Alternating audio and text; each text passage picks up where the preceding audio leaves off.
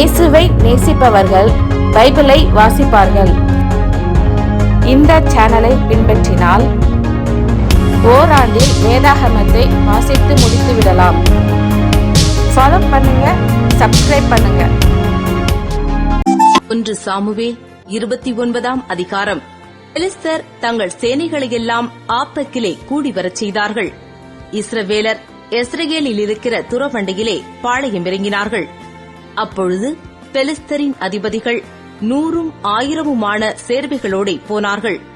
தாவீதும் அவன் மனுஷரும் ஆகீசோடே பின்தண்டிலே போனார்கள். அப்பொழுது பெலிஸ்தரின் பிரபுக்கள், இந்த எபிரேயர் என்னத்திற்கு என்றார்கள். ஆகீஸ் அவர்களை பார்த்து, இஸ்ரவேலின் ராஜாவாகிய சவுலின் ஊழியக்காரனாயிருந்த இந்த தாவீது இத்தனை நாட்களும் இத்தனை வருஷங்களும் என்னோடு இருக்கவில்லையா? இவன் என்னிடத்தில் வந்து சேர்ந்த நாள் முதல் இந்நாள் வரைக்கும் ஒரு குற்றமும் நான் இவனில் கண்டுபிடிக்கவில்லை என்றான். அதனால் பெலிஸ்தரின் பிரபுக்கள் அவன் மேல் கடும் கோபமாகி அவனை பார்த்து, இந்த மனுஷன் நீர் குறித்த தன் இடத்திற்கு திரும்பி போகும்படிக்கு அங்கே அவனை மறுபடியும் அனுப்பிவிடும். யுத்தத்தில் இவன் நமக்கு சத்ருவாயிராதபடிக்கு இவன் நம்மோடே கூட யுத்தத்திற்கு வரவேண்டியதில்லை. இவன் எதினாலே தன் ஆண்டவனோடே ஒப்புரவாவான்? இந்த மனுஷருடைய தலைகளினால் அல்லவா? சவுல் கொன்றது 1000, தாவீது கொன்றது 10000 என்று இந்த தாவீதை குறித்து அல்லவோ ஆடிப்பாடி சொன்னார்கள் என்றார்கள். அப்பொழுது ஆகீஸ் தாவீதை அழைத்து, நீ உத்தமன் என்றும் நீ பாளையத்தில் என்னோடே போக்கும் வரத்துமாயிருக்கிறது என் பார்வைக்கு நல்லது என்றும் கர்த்தருடைய ஜீவனை கொண்டு சொல்லுகிறேன். நீ என்னிடத்தில் வந்து சேர்ந்த நாள் முதல் இன்றைய வரைக்கும் நான் உன்னில் ஒரு பொல்லாப்பும் காணவில்லை. ஆகிலும் பிரபுக்களின் பார்வைக்கு நீ பிரியமானவன் அல்ல. ஆகையால் பெலிஸ்தருடைய பிரபுக்கள் உன்மேல் தாங்கள் அடையாதபடிக்கு இப்போது சமாதானத்தோடே திரும்பி போய்விடு என்றார். தாவீது ஆகீசை நோக்கி, ஏன், நான் செய்தது என்ன? நான் வந்து ராஜாவாகிய என் ஆண்டவனுடைய சத்துருக்களோடே யுத்தம் பண்ணாதபடிக்கு நான் உம்மிடத்தில் வந்த நாள் முதற்கொண்டு இன்றைய வரைக்கும் உமது அடியேனிடத்தில் கண்டுபிடித்தது என்ன என்றான். ஆகீஸ் தாவீதுக்கு பிரதியுத்தரமாக, அதை அறிவேன். நீ தேவனுடைய தூதனைப் போல என் பார்வைக்கு பிரியமானவன். ஆனாலும் இவன் எங்களோடே கூட யுத்தத்திற்கு வரக்கூடாது என்று பெலிஸ்தரின் பிரபுக்கள் சொல்லுகிறார்கள். இப்போதும் நீ நாளை அதிகாலையில் உன்னோடே வந்த உன் ஆண்டவனுடைய வேலைக்காரரை கூட்டிக் கொண்டு விடியற் காலத்திலே வெளிச்சமாகிறபோது புறப்பட்டு போ என்றான். அப்படியே தாவீது அதிகாலையில் தன் மனுஷரை கூட்டிக் கொண்டு பொழுது விடுகிற நேரத்திலே பெலிஸ்தரின் தேசத்திற்கு திரும்பி போக புறப்பட்டான். பெலிஸ்தரோவெனில் எஸ்ரேலுக்கு போனார்கள். 1 சாமுவேல் 30ஆம் அதிகாரம். தாவீதும் அவன் மனுஷரும் 3ஆம் நாளிலே சிக்லாகுக்கு வந்து சேருகிறதற்குள்ளே அமலேக்கியர் தென்புறத்து சீமையின் மேலும் சிக்லாக்கின் மேலும் விழுந்து சிக்லாக்கை கொள்ளையடித்து அதை அக்கினியால் சுட்டெரித்து அதிலிருந்த ஸ்திரீகளாகிய சிறியவர்களையும் பெரியவர்களையும் சிறைப்பிடித்து ஒருவரையும் கொன்று போடாமல் அவர்களை பிடித்துக் கொண்டு தங்கள் வழியே போய்விட்டார்கள். தாவீதும் அவன் மனுஷரும் அந்த பட்டணத்திற்கு வந்தபோது, இதோ அது அக்கினியால் சுட்டெரிக்கப்பட்டது என்றும் தங்கள் மனைவிகளும் தங்கள் குமாரரும் தங்கள் குமாரத்திகளும் சிறைப்பிடித்துக் கொண்டு போகப்பட்டார்கள் என்றும் கண்டார்கள். அப்பொழுது தாவீதும் அவனோடிருந்த ஜனங்களும் அழுகிறதற்கு தங்களில் பலனில்லாமல் போகுமட்டும் சத்தமிட்டு அழுதார்கள். தாவீதின் 2 மனைவிகளாகிய எஸ்ரேல் ஊராளான அகினோவாமும் கர்மேல் ஊராளான நாபாலின் மனைவியாயிருந்த அபிகாயிலும் சிறைப்பிடித்துக் கொண்டு போகப்பட்டார்கள். தாவீது மிகவும் நெருக்கப்பட்டான். சகல ஜனங்களும் தங்கள் குமாரர் குமாரத்திகளின் நிமித்தம் மனக்கிலேசமானதினால் அவனை கல்லெறிய வேண்டும் என்று சொல்லிக் கொண்டார்கள். தாவீது தன் தேவனாகிய கர்த்தருக்குள்ளே தன்னை திடப்படுத்திக் கொண்டான். தாவீது அகிமெலேக்கின் குமாரனாகிய அபியத்தார் என்னும் ஆசாரியனை நோக்கி, ஏபோத்தை என்னிடத்தில் கொண்டு வா என்றான். அபியத்தார் ஏபோத்தை தாவீதினிடத்தில் கொண்டு வந்தான். தாவீது கர்த்தரை நோக்கி, நான் அந்த தண்டை பின்தொடர வேண்டுமா? அதை பிடிப்பேனா என்று கேட்டான்.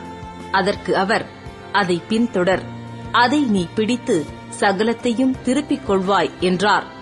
அப்பொழுது தாவீதும் அவனோடு இருந்த 600 பேரும் போனார்கள். அவர்கள் பேசோர் ஆற்றண்டைக்கு வந்தபோது அங்கே சிலர் நின்று போனார்கள். தாவீதோ 400 பேரோடும் கூட தொடர்ந்து போனான். 200 பேர் விடாய்த்து போனபடியினால் பேசோர் ஆற்றை கடக்க மாட்டாமல் நின்று போனார்கள். ஒரு எகிப்தியனை வெளியில் அவர்கள் கண்டு அவனை தாவீதினிடத்தில் கொண்டு வந்து புசிக்க அவனுக்கு அப்பமும் குடிக்க தண்ணீரும் கொடுத்து அத்திப்பழ அடையின் ஒரு துண்டையும் வற்றலான 2 திராட்சப்பழ குலைகளையும் அவனுக்கு கொடுத்தார்கள். அதை அவன் சாப்பிட்ட பின்பு அவனுடைய உயிர் திரும்ப அவனுக்குள் வந்தது. அவன் ராப்பகல் 3 நாளாய் அப்பம் சாப்பிடாமலும் தண்ணீர் குடியாமலும் இருந்தான். தாவீது அவனை நோக்கி, நீ யாருடையவன்? நீ எவ்விடத்தான் என்று கேட்டதற்கு அவன், நான் ஒரு அமலேக்கியனுடைய வேலைக்காரனாகிய எகிப்து தேசத்து பிள்ளையாண்டான். 3 நாளைக்கு முன் நான் வியாதிப்பட்ட போது என் எஜமான் என்னை கைவிட்டான். நாங்கள் கிரேத்தியருடைய தென்புறத்தின் மேலும் யூதாவுக்கடுத்த எல்லையின் மேலும் காலேபுடைய தென்புறத்தின் மேலும் படையெடுத்துப் போய் சிக்லாக்கை அக்கினியினால் சுட்டெரித்து போட்டோம் என்றான். தாவீது அவனை நோக்கி, நீ என்னை அந்த தண்டினிடத்திற்கு கொண்டு போவாயா என்று கேட்டதற்கு அவன், நீர் என்னை கொன்று போடுவதுமில்லை, என்னை என் எஜமான் கையில் ஒப்புக் கொடுப்பதுமில்லை என்று தேவன் மேல் ஆணையிடுவீரானால் உம்மை அந்த தண்டினிடத்துக்கு கூட்டிக் கொண்டு போவேன் என்றான். இவன் அவனை கொண்டு போய் விட்டபோது, இதோ அவர்கள் வெளியெங்கும் பரவி புசித்து குடித்து தாங்கள் பெலிஸ்தர் தேசத்திலும் யூதா தேசத்திலும் கொள்ளையிட்டு வந்த மகா பெரிதான அந்த எல்லா கொள்ளைக்காகவும் ஆடிப்பாடிக் கொண்டிருந்தார்கள். அவர்களை தாவீது அன்று சாயங்காலம் தொடங்கி மறுநாள் சாயங்காலம் மட்டும் முறிய அடித்தான். ஒட்டகங்கள் மேல் ஏறி ஓடிப்போன 400 வாலிபர் தவிர அவர்களில் வேறொருவரும் தப்பவில்லை. அமலேக்கியர் பிடித்துக் கொண்டு போன எல்லாவற்றையும் தன்னுடைய 2 மனைவிகளையும் தாவீது விடுவித்தான். அவர்கள் கொள்ளையாடிக் கொண்டு போன எல்லாவற்றிலும் சிறியதிலும் பெரியதிலும் குமாரரிலும் குமாரத்திகளிலும் ஒன்றும் குறைபடாமல் எல்லாவற்றையும் தாவீது திருப்பிக் கொண்டான். எல்லா ஆடு மாடுகளையும் தாவீது பிடித்துக் கொண்டான். அவைகளை தங்கள் மிருக ஜீவன்களுக்கு முன்னாலே ஓட்டி, இது தாவீதின் கொள்ளை என்றார்கள். விடாய்த்து போனதினாலே தாவீதுக்கு பின் செல்லாமல் பேசோர் ஆற்றண்டையிலே தங்கியிருந்த 200 பேரிடத்திற்கு தாவீது வருகிறபோது இவர்கள் தாவீதுக்கும் அவனோடு இருந்த ஜனத்துக்கும் எதிர்கொண்டு வந்தார்கள். தாவீது அந்த ஜனத்தினிடத்தில் சேர்ந்து அவர்கள் சுக செய்தியை விசாரித்தான்.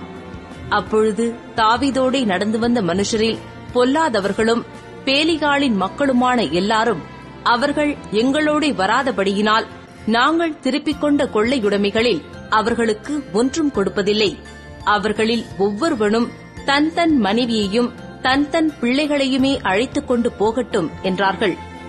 அதற்கு தாவீது, என் சகோதரரே, கர்த்தர் நமக்கு தந்ததை நீங்கள் இப்படி செய்ய வேண்டாம்.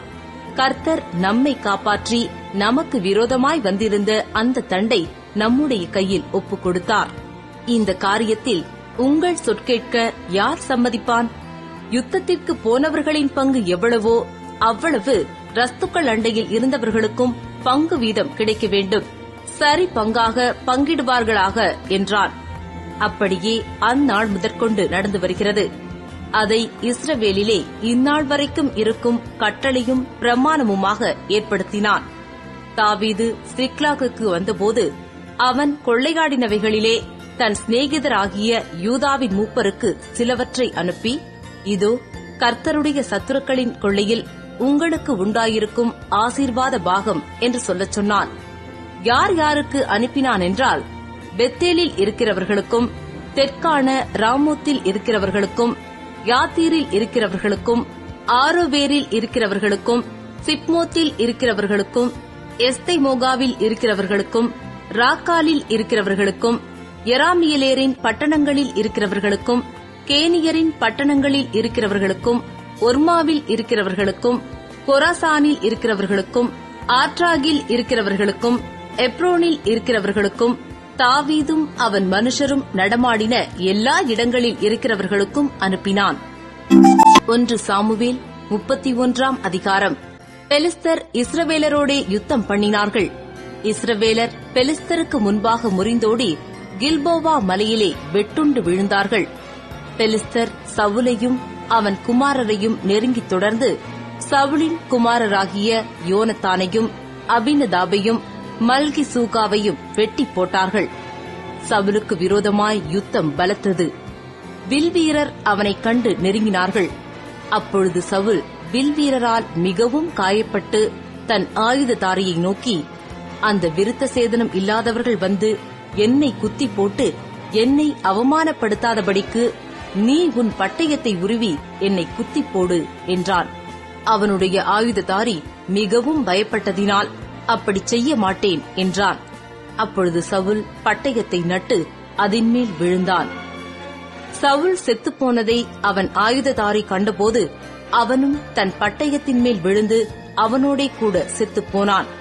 அப்படியே அன்றைய தினம் சவுலும் அவன் 3 குமாரரும் அவன் ஆயுததாரியும் அவனுடைய எல்லா மனுஷரும் ஒருமிக்க செத்துப்போனார்கள். இஸ்ரவேலர் முறிந்தோடினார்கள் என்றும் சவுலும் அவன் குமாரரும் செத்துப்போனார்கள் என்றும் பள்ளத்தாக்குக்கு இப்பாலும் யோர்தானுக்கு இப்பாலும் இருந்த இஸ்ரவேலர் கண்டபோது அவர்கள் பட்டணங்களை விட்டு ஓடிப்போனார்கள். அப்பொழுது பெலிஸ்தர் வந்து அவைகளிலே குடியிருந்தார்கள். வெட்டுண்டவர்களை உரிந்து கொள்ள பெலிஸ்தர் மறுநாள் வந்தபோது அவர்கள் சவுலும் அவன் 3 குமாரரும் கில்போவா மலையிலே விழுந்து கிடக்கிறதைக் கண்டு அவன் தலையை வெட்டி அவன் ஆயுதங்களை எடுத்துக்கொண்டு தங்கள் விக்கிரகங்களின் கோவில்களிலும் ஜனங்களுக்குள்ளும் செய்தியை பிரசித்தப்படுத்தும்படி அவைகளை பெலிஸ்தர் தேசத்திலே சுற்றிலும் அனுப்பி அவன் ஆயுதங்களை அஸ்தரோத் தேவனுடைய கோவிலிலே வைத்து அவன் உடலை பெத்சானின் அலங்கத்திலே தூக்கி போட்டார்கள்.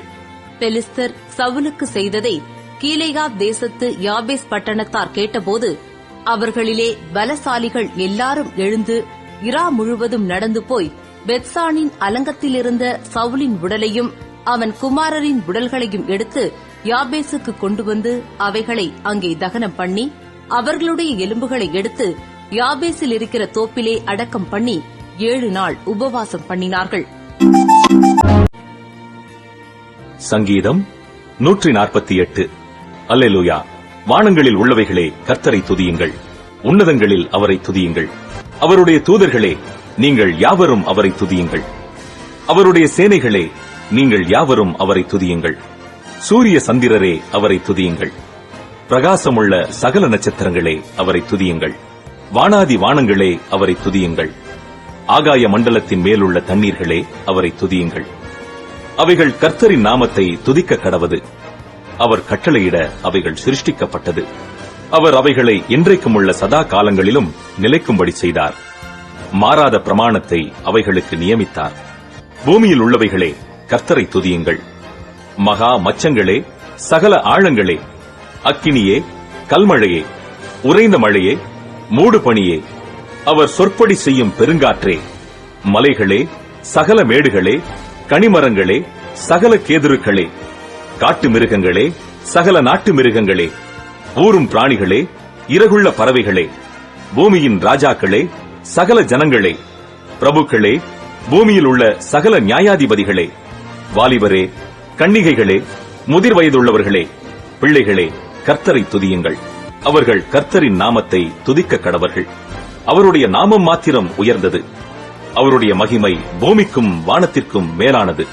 அவர் தம்முடைய பரிசுத்தவான்கள் யாவருக்கும் தம்மை சேர்ந்த ஜனமாகிய இஸ்ரவேல் புத்திரருக்கும் கொண்டாட்டமாக தம்முடைய ஜனத்திற்கு ஒரு கொம்பை உயர்த்தினார். அல்லேலூயா. சங்கீதம் 149. அல்லேலூயா. கர்த்தருக்கு புதுப்பாட்டை பாடுங்கள். பரிசுத்தவான்களின் சபையிலே அவருடைய துதி விளங்குவதாக. இஸ்ரவேல் தன்னை உண்டாக்கினவரில் மகிழவும் சீயோன் குமாரர் தங்கள் ராஜாவில் களிகூறவும் கடவர்கள். அவருடைய நாமத்தை நடனத்தோடே துதித்து தம்புரினாலும் கிண்ணரத்தினாலும் அவரை கீர்த்தனம் பண்ண கடவர்கள்.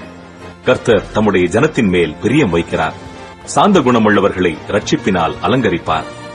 பரிசுத்தவான்கள் மகிமையோடே களிகூர்ந்து தங்கள் படுக்கைகளின் மேல் கம்பீரிப்பார்கள். ஜாதிகளிடத்தில் பழிவாங்கவும் ஜனங்களை தண்டிக்கவும் அவர்களுடைய ராஜாக்களை சங்கிலிகளாலும் அவர்களுடைய மேன்மக்களை இருப்பு விலங்குகளாலும் கட்டவும் எழுதப்பட்ட நியாய தீர்ப்பை அவர்கள் பேரில் செலுத்தவும் அவர்கள் வாயில் கர்த்தரை உயர்த்தும் துதியும் அவர்கள் கையில் இருபுறமும் கருக்குள்ள பட்டயமும் இருக்கும். இந்த கணம் அவருடைய பரிசுத்தவான்கள் யாவருக்கும் உண்டாகும். அல்லேலூயா. சங்கீதம் 150. அல்லேலூயா. தேவனை அவருடைய பரிசுத்த ஸ்தலத்தில் துதியுங்கள். அவருடைய வல்லமை விளங்கும் ஆகாய விரிவை பார்த்து அவரை துதியுங்கள். அவருடைய வல்லமை உள்ள கிரியைகளுக்காக அவரை துதியுங்கள். மாட்சிமை பொருந்திய அவருடைய மகத்துவத்திற்காக அவரை துதியுங்கள். எக்காள துணியோடே அவரை துதியுங்கள். வீணையோடும் சுரமண்டலத்தோடும் அவரை துதியுங்கள். தம்புரோடும் நடனத்தோடும் அவரை துதியுங்கள். யாழோடும் தீங்குழலோடும் அவரை துதியுங்கள். ஓசையுள்ள கைத்தாளங்களோடும் அவரை துதியுங்கள். பேரோசையுள்ள கைத்தாளங்களோடும் அவரை துதியுங்கள். சுவாசமுள்ள யாவும் கர்த்தரை துதிப்பதாக. அல்லேலூயா.